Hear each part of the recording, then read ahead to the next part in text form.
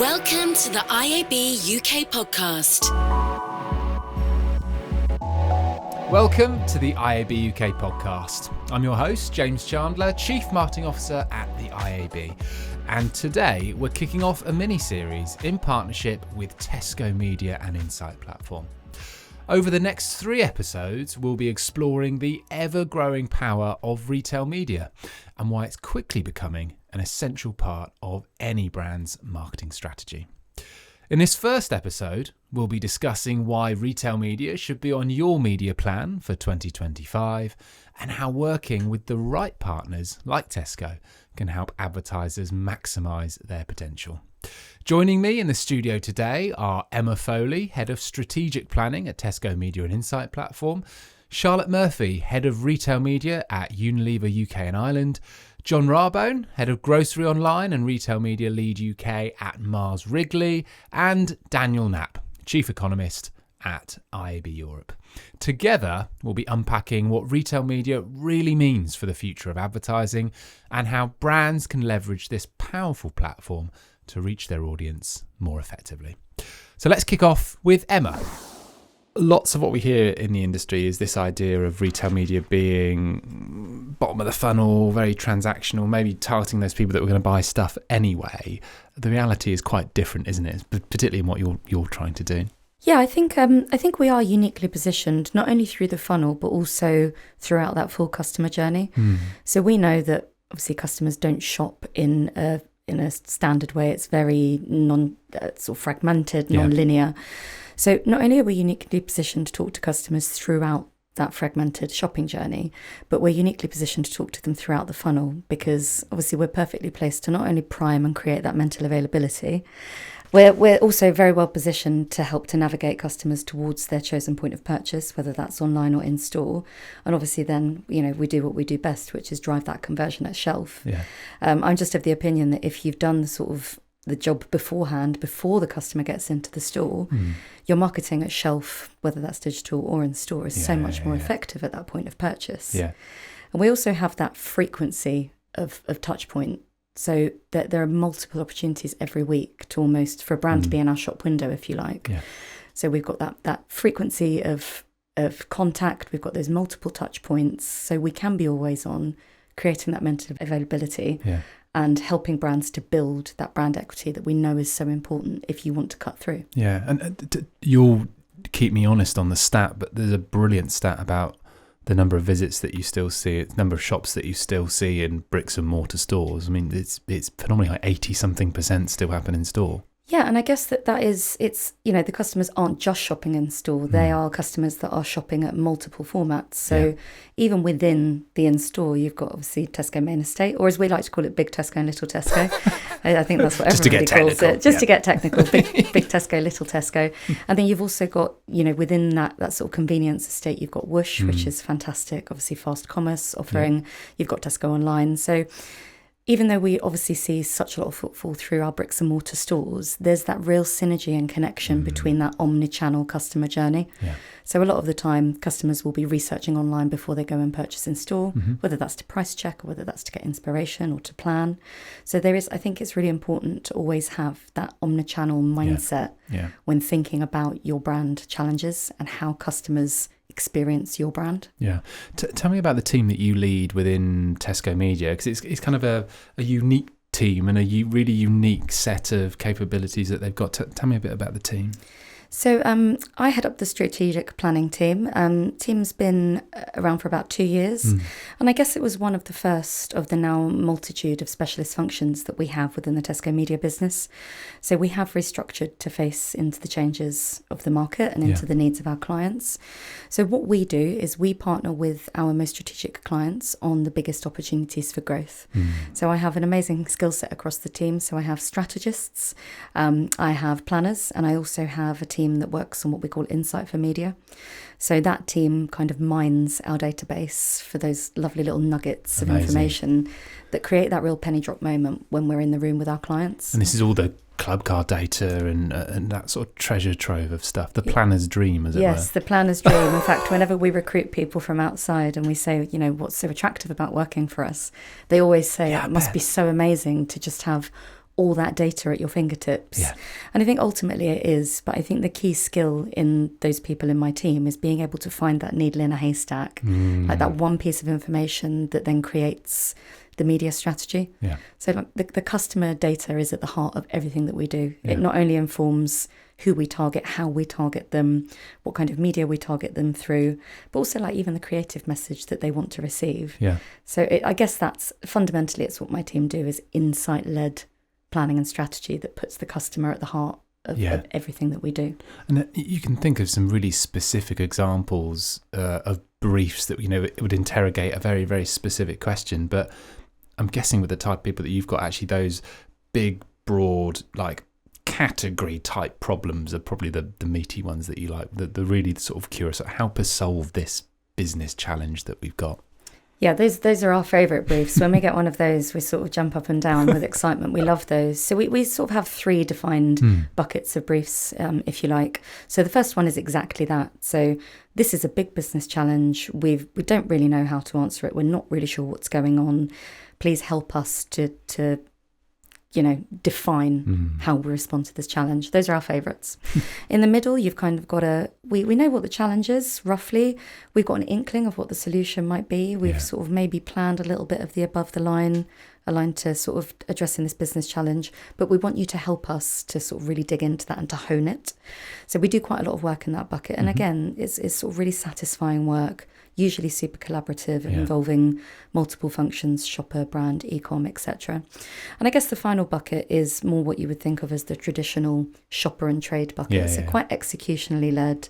And often those briefs, we work with our media enablement team. So those are the people that bring those visions to life and sort of do that real executional fanfare in Tesco. Yeah. So it's not to say that we can never add any value to those briefs, but it's probably the least value add option for us because the job is done. It's just helped me to make it happen. You mentioned e-com, you mentioned shopper there, you talked about different teams. And actually all of these episodes we're talking about organisational kind of structural changes that are sometimes needed to set up for success. I guess historically the legacy has been that trade and shopper sits over here, maybe brand, media, digital kind of sits over here. How have you set up your team in order to face into clients who might be on a bit of a journey with how they're changing things as well? So I think, obviously, I already mentioned earlier that we have obviously undergone our own series of huge change, especially over the past 12 to 18 months, to structure ourselves to face into the market. But I often think that we assume that clients have got it all sorted, agencies have got it all sorted. And I think that's the biggest change that I've noticed this year in particular is everybody wants to have it sorted. Everybody's trying their absolute best. But it's really challenging when you're going against established legacy models that have been in place for, since ever. Yeah, of course. To break down those traditional ways of working, to collaborate across silos, to access budget pots that are sort of tethered to a certain discipline, whether that's shopper or brand. So I guess that's what my team do, is help our clients to understand why it's important to have that central customer objective with a unified set of KPIs, and to think all of those things that we've talked about, omnichannel, full funnel, through the line. Our ambition is for retail media not to be a line on a plan, for it to be integrated into every line of the plan, for it to sort of form the fundamental strategy of any brand marketing campaign. So it's a process, right? We've talked about journeys quite a lot, and it is a process, and we're helping our clients are helping us. So it's constantly evolving, and we're constantly sort of having to be on our feet and adapt to what is just a rapidly changing market. Well, it is, and it's moving really quickly, and it's kind of unlike, you think about some emerging trends. It could be connected TV or podcast or gaming, but they kind of sit on their own. They have some similarities. They all need the same things. They all need definition and measurement and all those things to push them forward. But I think you're spot on. Retail media just kind of just spreads across everything, partly because these are retailers principally rather than media owners. So I think there's an interesting kind of dynamic there. But tell me a bit about, you spent a number of years at dunnhumby before it kind of got restructured. Tell me a bit about how Tesco Media are thinking about and embracing retail media, because I guess for Tesco Media, their competitors are the big platforms, their publishers, and they might have to behave a little bit differently in order to, this is what clients, agencies are used to from these kind of suppliers. But tell me about that sort of journey you've been on and how Tesco are kind of rethinking things a bit from that point of view. Yeah, I mean, the competitive set is huge now. It's everyone and it's everywhere. And I think, now that the opportunity that retail media offers as a revenue stream for retailers, everybody is a retail media owner now, whether you're a chemist, whether you're a bank, everybody's got a set of data, and obviously we know that data rich ecosystem is what makes it so appealing. We know that obviously it's a much more profitable revenue stream for a retailer than often selling goods, which obviously those margins are shrinking and shrinking and shrinking. 100%. We know that there is a huge amount of innovation in terms of that creative canvas, and for a retailer like Tesco to see their store as a set of media assets, as a set of collateral, and to see their data as something that can power how we use that collateral. Like, it's truly amazing. Yeah. I said to you, it was before we started recording, some of the things that I see now in the store, some of the propositions that we develop and the pace that we develop them at, it blows my mind. It's, my 12 years, it's 12 years soon of working here, the amount of change that we've had, not just in approach and the way that we work, but also in our proposition development, in the sort of sophistication of our capability with audience targeting. It's absolutely mind-blowing. Yeah. We've got to keep going. We've got to keep pushing ahead because of the position that we occupy in the market. Yeah. We're still the biggest retailer in the UK. We still have the biggest data set, so 22 million out of 28 million households. Like, we have to keep innovating to set the bar and stay ahead of all of that competition, because ultimately it's sort of our lunch they're going to eat if they grow. So, but no pressure. Precisely, and it's not like you're this small D2C challenger brand. I mean, you mentioned the scale there, which on one side is a huge benefit, but then you talk about innovation and speed, and I can imagine sometimes getting an organisation that big to try and move and innovate quickly. Unlike you talked about your competitive set, some of those make 100% of their revenue from advertising. It's really easy decisions to make. Tesco, I guess, are always going to think about that customer first. If it's a scanner in a shop, an ad on there that's going to disrupt a customer journey, I mean, you're going to always put the customer first. I think that's probably a benefit, though, right? Given, where we think about digital advertising, for all its brilliance, there are some things we need to get better. It might be around, fraud or brand safety or transparency. Tesco is a business that is saying, look, customers are mega important to us and we don't want them to go and shop somewhere else. So we're not going to do anything with the ad experience that's going to jolt that. I mean, that must feel quite refreshing, quite nice to be part of something like that. It is, and it always has been. I mean, when you work in a commercial role, that kind of thing can be quite frustrating at times, obviously, because your ambition there is to drive revenue growth. Yeah. But I think the customer centricity at Tesco is ultimately at the heart of everything that we do. So whether that's the in-store experience, whether it's the media experience, absolutely everything that we do is powered by what is best for our customers. And I think ultimately it's not only better for the customer experience, but it's also better for business outcomes. Yeah. So we know that it's so difficult to create cut through now. There's so much noise, so much advertising. People are always on their phones. That there's sort of not a moment's peace. Yeah. So for us to really be able to create those meaningful connections that are compelling and encourage consumers to be loyal to brands, not just CPG brands and manufacturers, but also to us as a Tesco brand, is super important to get it right. Right place, right time, right message, right frequency, because it's so easy just for somebody to go somewhere else. Yeah, exactly. What's on your retail media wish list for the industry to think about more, or what are some of the things you think we need to get right? Like, retail media is going to grow, but maybe there's some things that are going to accelerate it along the way. One thing we've all been talking about in all of these episodes is measurement. Measurement's really, really key, not just maybe the targeting bit up front, but actually how we prove that stuff works. What else is on your wish list for the industry to kind of go away and do or fix? I mean, measurement is, I think everybody will talk about measurement when they're talking about retail media, because ultimately that is probably the number one USP. Yeah. With such rich data comes such a high level of accountability. And it's rare that you get that ability to really understand what every pound you have spent has achieved Yeah. when Tesco is on your media plan.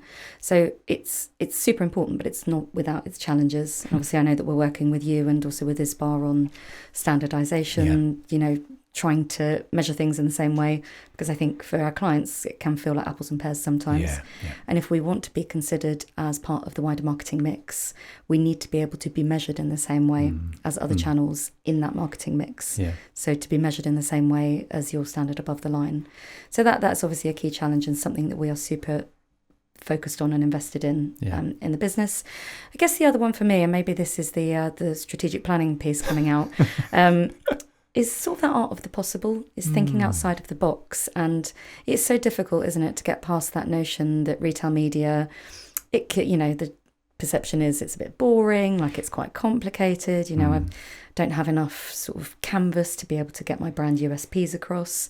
But we've done some really exciting work, which probably a lot of people will have seen with things like store apps. So we did one for Pepsi recently with the Champions League. Thinking outside of the box and thinking, what could I do?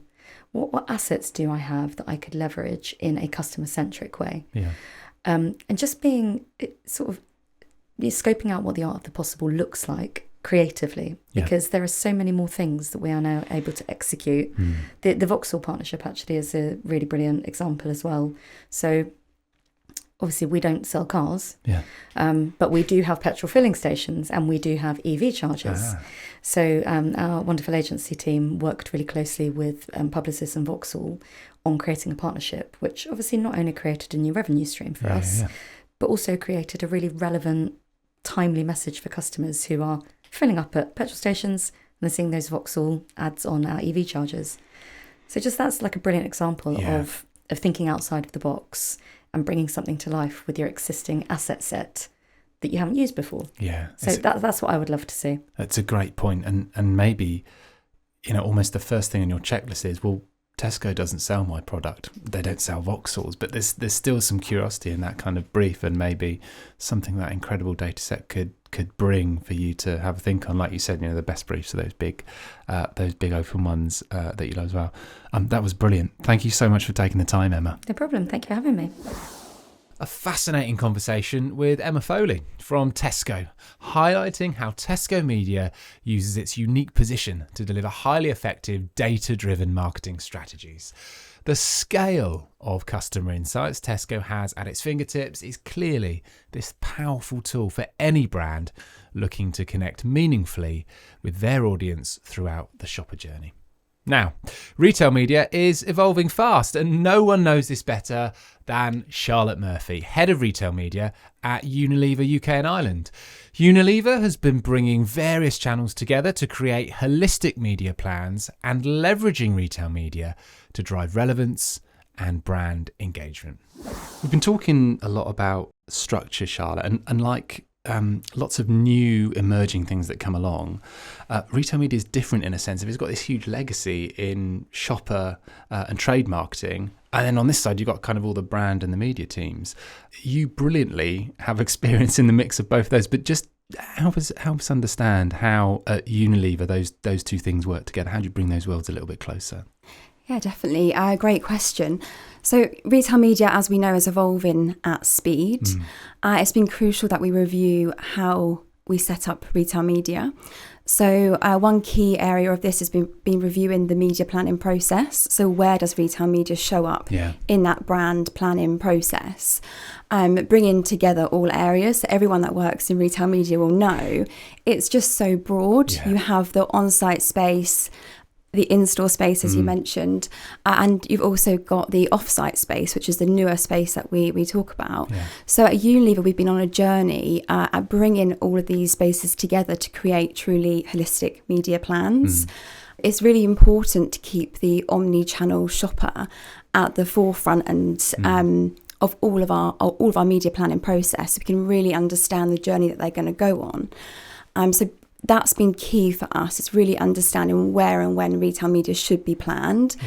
At Unilever, we've been really focusing on dialing up our collaboration internally and also externally. Retail media demands a new level of collaboration. And how we've been doing this is internally we have a retail media execution team. So they work across all the teams to bring together that plan to ensure that we're showing up across on-site, off-site, in-store holistically. And that's been a really exciting journey. And you've done a bit of both. I mean, your experience is really unique in that sense that you've kind of done the trade bit, but you've also got the digital specialism as well. Yes, definitely. So my background is I started off in brand management, and then I started working in digital and data. And then my role 6 years ago when I started at Unilever was in shopper, which then actually emerged to be more digital. And I could really use my past experience, and that's where this sort of whole team then emerged from, and we now are the digital retail media team. Yeah. Where do you see the value that retail media really adds? I mean, lots has been, we'll talk about in all of these episodes, is the data and the insight. It's just an absolute treasure trove. But where does it really add value for Unilever? Yeah, definitely. At Unilever, we've really seen retail media play a crucial role in landing more relevant experiences to our shoppers. Retail media gives us another channel to make the superiority of our brands unmissable. Yeah. And actually, I found the book How Brands Grow by Byron Sharp really helpful when I think about Bible. Retail media. Exactly, the Bible. So he talks a lot about mental and physical availability. And that's exactly, when we think about retail media and its broad scope, it plays across both areas. So it's really, that's been a great tool in helping us look at, okay, well, where and how can we get the most value out of retail media? And there's so many great examples when I think about where retail media has added value to our Unilever campaigns. Hellmann's did their Up Your Barbecue Game campaign this year. So Hellmann's were the official barbecue partner of the Euros 2024. And we worked with Tesco Media to create a true data-driven retail media campaign to be able to really understand the shoppers, the audiences, so we could show up in relevant moments for them. The campaign was all about bringing people together over their love of food and football. So showing up across on-site, off-site and in-store was key in really delivering that superior experience for our shoppers. Yeah. You talked about retail media being a real journey. I mean, tell us about the last 6 to 12 months. I mean, it feels like this rocket ship. I mean, the investment's growing, the interest is growing. It feels like it's this kind of darling of the media world at the moment. But tell us about your experience in those last 6 to 12 months. Definitely. It's definitely it's been really exciting to see how much it's changed. Yeah. And you're absolutely right. Our brand investment is increasing in retail media. It's a channel that we really believe in, and we see brand growth when we invest in that channel.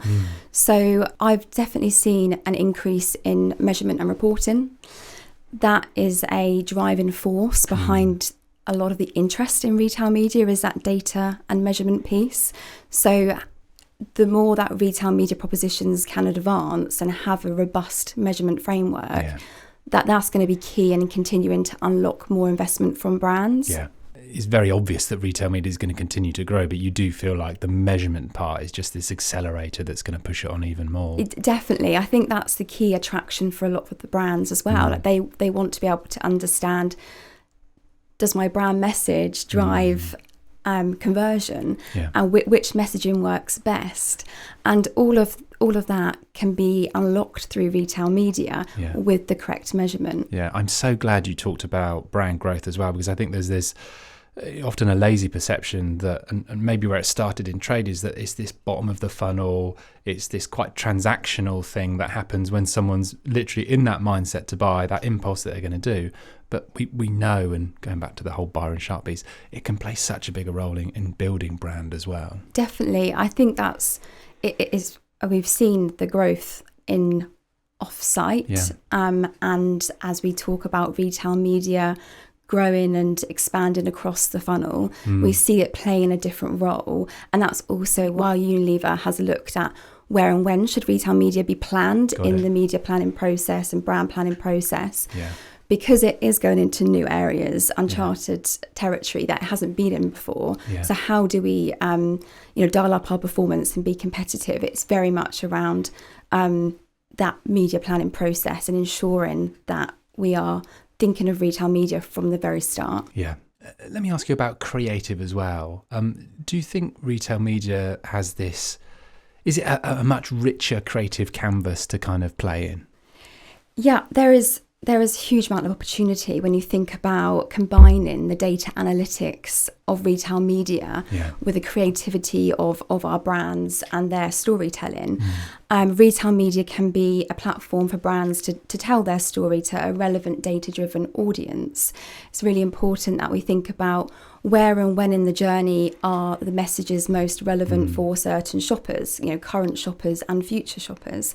At Unilever, we have a lot of conversations around adapting the messaging throughout to really land an appropriate message. If you think about how much we scroll on our phones, you need to have standout content and you need to have storytelling that's right for the audience. So I think retail media can play a crucial role when we start to think about bringing in the data from retailers. And it's so much more than just that, the sort of the on-site banners and buttons, if you like. There's big TV partnerships up here, so effectively TV style ads, all the way to in-store where you've got some of these amazing activations that are happening in store as well. And I guess the storytelling bit is the through line that you're doing all the way through. Definitely. And that's where I think, to reap the rewards of retail media, which for me is brand growth and category growth, collaboration is key. And that is why retail media does demand a new level of collaboration. As you say, you work with multiple partners to really drive your storytelling. And for that to be truly effective, you do need to rethink about how you collaborate and bring together different areas of your business. Lastly then, what's on your retail media wish list? If you could ask the industry for anything, what would it be when it comes to retail? We talked about measurements. That's probably table stakes. Measurement's always going to be a key one, isn't it? I think the maturity of measurement across the whole industry is really varied. So I think that measurement's always going to be key. Automation is really helpful when you're working across multiple brands on site. How do you drive efficiencies in retail media when you're working and operating across multiple platforms, multiple brands? So automation's definitely going to be key. Any sort of tech companies out there that we're working with that help us automate our results to drive optimizations is going to be key again over the next 6 to 12 months. We'll put that on the AI, another thing for AI to solve, perhaps. Yes, brilliant. Let's add AI to that one. Brilliant. Charlotte, thank you so much. Thank you. So it's clear from talking to Charlotte how Unilever is not just adapting to the retail media space, but is really driving it forward, blending creativity with data and insights to deliver superior shopping experiences. Up next, we have Jon Rabone, Head of Grocery Online and Retail Media Lead at Mars Wrigley. Lots of the conversation, Jon, is around this legacy that retail media seems to have, which lots of new and emerging channels that we see in digital advertising don't have. So, of course, trade and shopper has existed for years in that relationship between brands and retailers. The bit that we're trying to get into on this podcast is how do brands and how should retailers structure in order to kind of make the most of that? So on one side, I guess you've got brand and media teams, and on the other side, you've got these kind of shopper, trade marketing, legacy teams. How are you guys thinking about it? Yeah, so I would love to tell you that we have the answer for you readily available, but we definitely don't. We're on that journey. So if anyone does have the answer today, I will absolutely be noting it down. As I said, we're on a journey. We have different budget holders that have a significant stake within retail media. So I look after our grocery online budget. So we're spending money on different platforms on site. We also then have the in-store budget, so our customer marketing budget, which is probably traditional retail media. I feel like the retail media has become such a buzzword that we forget that actually it's been around for quite a long time, and in-store media and online media is a significant part of what we're doing still. The big new part that we're starting to play with is the offsite and our media budget. So that is, we have one kind of media budget, but that's split between the different brands. So at Mars, we're a house of brands. We have lots of different brand owners that have different pots within their brand. So it becomes extremely complicated when you're trying to pull a campaign together and have different people looking at it. The other sort of big question that kind of needs answering but often gets in the way, this is probably the same for all digital advertising, not just retail media, is that question of measurement. And again, you've got years and years of figuring out how all the in-store stuff is kind of working, but you've got on-site, off-site, in-store. How do you marry it all together and ultimately make a call on what's working and what's not? So I think that's really where we have to partner with the different media agencies. So obviously we're going to be doing a huge amount of work internally, but also we really need to build up our relationship with the different media agencies to make sure we're getting a robustness of data from them. Incrementality is absolutely massive, and actually attributing how much of the sales is truly incremental is a challenge, and there's not standardization in the industry at the moment. So it's a challenge for us, but it's also a challenge which we're kind of holding to account with the media agency as well.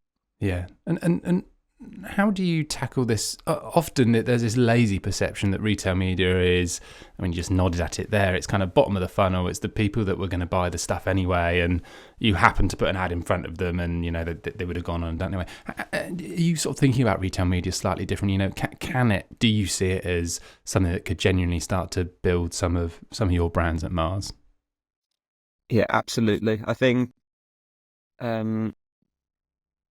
how targeted and how personalised can be, we're only starting to kind of touch the base of it. So when we think of what it could do when you've developed it further, when we think of personalised offers, personalised like targeting, actually being really specific with who we're going after when we're going after them, the sophistication isn't quite there yet. We're still doing relatively large scale targeting to different groups to be able to get the scale. And I don't think we're quite there yet with AI to be able to really personalise ad creatives to different people. But when you can enhance a campaign to change some of those different creatives live in the moment, whether on socials or watching TV, and make it feel like truly personalised, I think that's when we'll start seeing like a true change in how we see it. Yeah. And just to finish, what's your ask of the industry? What's your ask of some of the retail media owners and retail media networks? You know, if you have one thing you could ask for, I mean, what would it be? Work with us. So it is like be really collaborative. So that I kind of showed that we're a triangle of budget holders internally at a supplier's point of view, but we're also a triangle of stakeholders when we work with media agencies. So if we take Tesco Media, there's Tesco Media, there's Tesco, and then there's us. So we've got these three different stakeholders, all with vested interest in making it a success.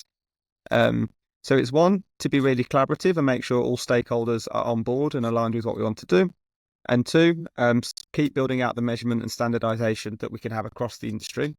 Because at the moment, where we invest in mass awareness media through current media channels, the standardization of measurements there, and we know we can trust the ROI at the moment. We're still on that journey with retail media. Got it. Really clear. Amazing. Thanks for your time, Jon. Thank you very much. Interesting stuff there from Mars Wrigley's Jon Rabone. And obviously, retail media is still evolving, especially in terms of standardization and measurement. But brands like Mars Wrigley are already laying down the groundwork for future success. Now, finally, to give us a broader view on the European markets and the bigger economic picture surrounding retail media, I'm joined by Dr. Daniel Knapp, retail media consultant for IAB UK. So Daniel, give us a sense of where the UK sits. You have this marvellous view across the whole of Europe. Where does the UK sit when it comes to retail media within the rest of the European markets? Yeah, it's a data-driven view, James. I try to size the market accurately, put the UK in perspective of others. The UK is the largest retail media market in Europe. Currently, we expect it to be around £3 billion.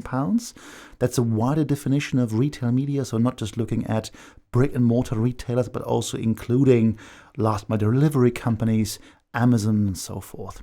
Germany is second, just trailing the UK, about 2.7 billion, and the gap between Germany and the UK is slightly smaller than in the overall digital advertising market, where the UK is 2.4x bigger than Germany, but that's just because Germany has some very, very large retailers. But when we look at the degree of sophistication of the offerings, we can see the UK is ahead of the rest of Europe. And it's not just about the size, it's also about the growth trajectory. So just recently published new forecasts going up to 2028. That's, of course, a long view into the future, but we know that overall ad expenditure kind of correlates with GDP. Digital advertising breaks away from that, and there's, of course, this exponential growth we're seeing in retail media. Controlling for all these factors, we're seeing probably around an 18% compound annual growth rate, i.e. average annual growth rate in UK retail media between now and 2028. And we already know from our own ad spend work, that's probably growing faster than the entire digital advertising market. Yeah, it's typically growing 4.12x faster than the overall advertising market as such. And as the digital advertising market matures, it's growing more in line with the overall market. So we're seeing also a healthy outperformance of retail media versus other channels. What the question is it a channel or is it something else? And I think we're going to come to that. Wow, that's really the thing to pick apart. I mean, where do you kind of put it? Because so much of it, you look at sponsored ads, which could be kind of tapping into search. There's video in there. There's this whole kind of new trade marketing, which we've talked a lot of here. How, in your mind, are you looking at it and defining it? Yeah, there are a couple of buckets we need to look at. First is, where's money coming from? And a lot of it, in fact, is net new money coming into the media system, because trade budgets, often attached to barter deals as well, were not really media money. So it's actually money becoming media-fied. The second is migration from existing media channels. We're seeing a migration away from linear television advertising. Just imagine, there's historical symbiosis really between the rise of mass media and mass brands. In the 1960s, television was the powerhouse. It remains a massively important medium. But of course, CPG brands in particular now, with different generations of marketers, are looking at other channels to grow. And so there's money flowing from that world into retail media. We're also seeing a relocation of search budgets, social budgets, programmatic budgets. But the funny thing is, it's not really sucking the air out of the other channels. It's also giving back to those other channels. And I think that's the really important thing, that retail media, in particular when we look at offsite, it's also about using retailers' data to make other media channels work better for advertisers.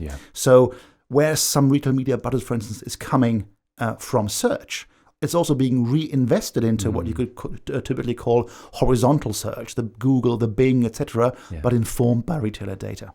So it's a push and pull, really. There's these kind of two things, isn't there? There's the retail bit and the media bit, and you've got this, we talked before, this fantastic take on where they kind of merge and where they pull apart. Talk us through that a bit. I think today the term retail media is, when you pronounce it, not properly emphasized. It's about retail media. We forget a little bit the retail component. And if you look at some retailers, they are really still selling retail media as media. You can see it's they're selling audiences. They have programmatic ads on their sites, monetizing audience. We see that not in the UK, but in many other European markets. Then the second step is, of course, selling SKUs, which is what sophisticated retailers today obviously do.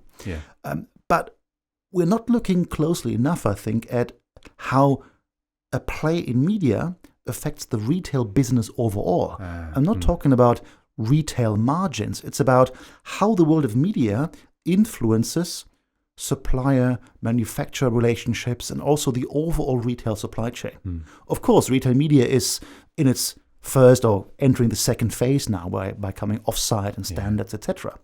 But in the future, the real potential is to decouple the world from retail media purely from the world of the CMO, and also look at the chief operating officer, chief financial officer, for instance, to see, based on what products I have in a retailer's warehouse, based on where the customer is. What's the most efficient route to get, for instance, perishable goods to the customer? And how can I use advertising to facilitate that? And to me, that might be the end game, but also the most exciting thing, where retail media becomes an integral part of the overall supply chain and redefining the manufacturer-retailer relationship. And lastly, you've seen and continue to see across all of these trends, things that are kind of coming up, things that are maybe peaking. What excites you most about retail media, particularly when it comes to the UK? That retail media is kind of in this duality. On the one hand, it is rapidly growing and serious money is attached to it. But if we just look back a year or so, it also was very much in its infancy when it came to standards, measurement, and so forth. And it was paramount for that gap to be closed. Yeah. We're seeing that now. Standards are coming, best practices on how to measure are emerging. And that these worlds, or these two perspectives are coming together, excites me a lot because it creates a robust foundation on which retail media can continue to grow. Yeah. Hadn't this been the case, retail media would be confined to experimental budgets and there would be an end to the journey at some point. But we're creating this foundation now, and UK retailers are leaning in heavily to make themselves auditable, benchmarkable, to feed into standards. And I think this involvement and also passionate involvement from the industry really sets the UK apart from other markets. Daniel, thank you. Dr. Daniel Knapp there, and that's a wrap for today's episode. A big thank you to Emma, to Charlotte, Jon and Daniel for joining me in this insightful discussion. If retail media isn't already part of your media plan for 2025, it definitely should be. And Tesco Media and Insight Platform could be the perfect partner to help you get there. Make sure you tune in to the next episode where we'll take you on an exclusive store walk around Tesco to explore the innovations that are shaping the future of retail.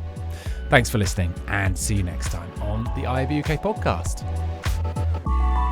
IAB UK, building a better future for digital advertising for the benefit of everyone.